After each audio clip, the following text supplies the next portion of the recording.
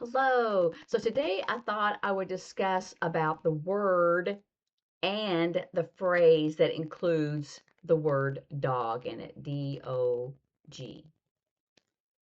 D-O-G. And the reason why I turned it is because this could, easily on a 2D, it might look like an E or something else.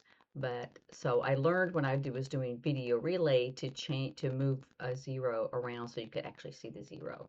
So dog. Um, and there's a lot of slang with that. And so the first obvious sign for that is the sign for dog, which is snapping your fingers. It first started as you slap your leg and then you snap your fingers. But I see many people shorten it to just dog. But you can slap your leg and do dog. It's calling the dog. So um, whichever way, and especially if you're seeing what the other deaf people are doing. Okay, and the next one is dawg, D-A-W-G, which is slang. People may, sign that differently, but when they talk to you, it's when they say dog, it's like, hey friend, what's up? Um, but in sign language, if you are facing that person, you don't normally call their name because you're seeing them, right? In English and maybe other languages as well, you say their name even though you're talking directly to them, but in sign language, it's not done. So, if you know the slang for dog, D-A-W-G, let me know the sign for that slang.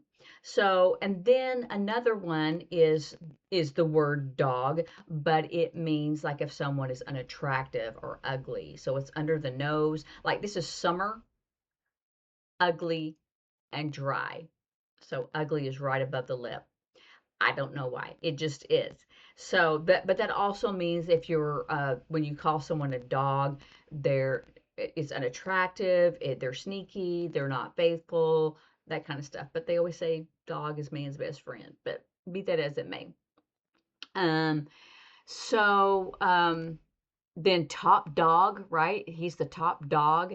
He's the leader or the boss. So you could even say he's top dog or, the boss dog. You could do that, the boss dog. And I think that's because top, uh, you could use that one. But if this is a meaning that he's the leader of the group, he's the top dog.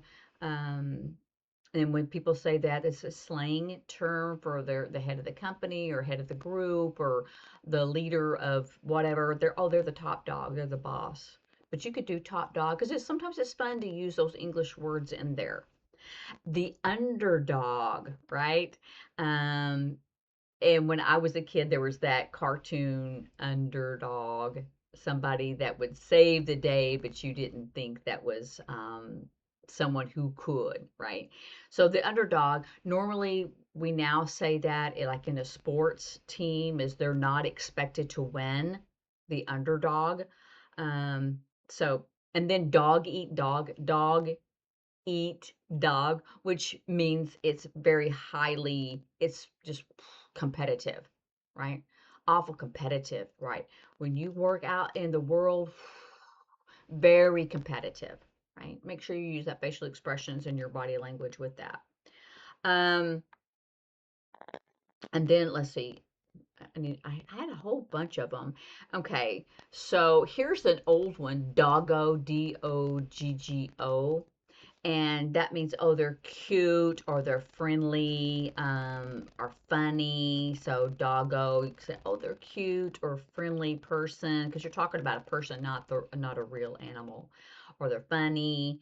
Um, but like I said, a lot of people want to use those English words, but doggo, you can even spell it. So if they know it, like I told you before, I had a student when it was real popular say my bad. She did say my bad.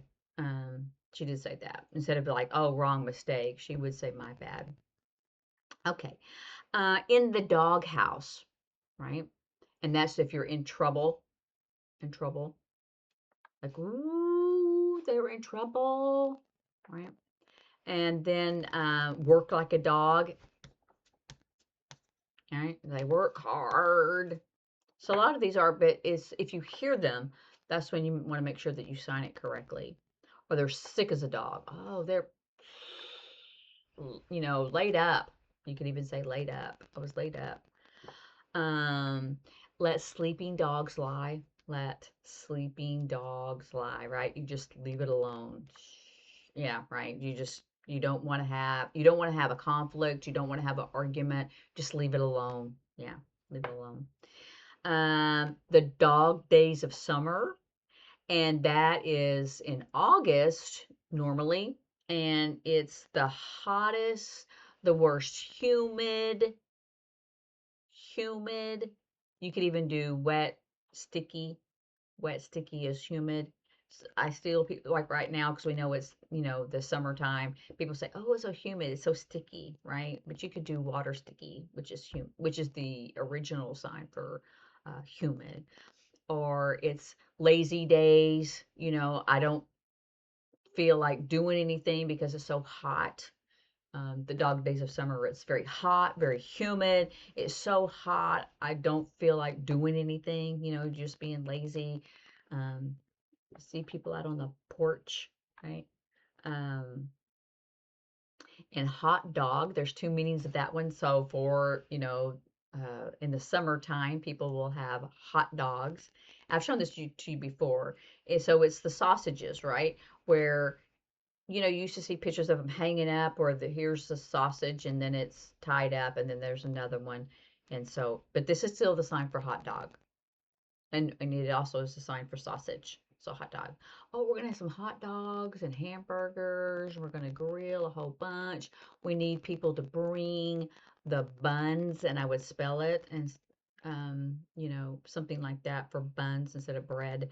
I would say because you're specifying that you want buns instead of just like regular bread, right? When people say hot dog, that's an old one.